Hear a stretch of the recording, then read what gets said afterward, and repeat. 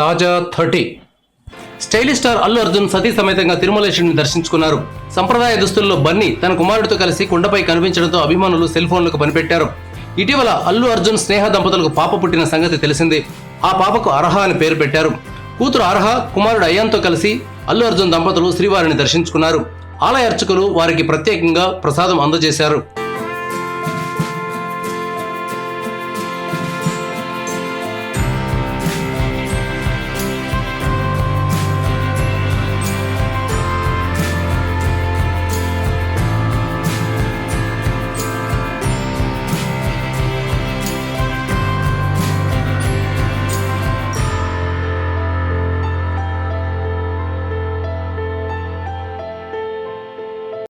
Thank you viewers.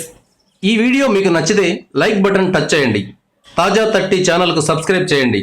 మీ మిత్రులకు share చేయండి.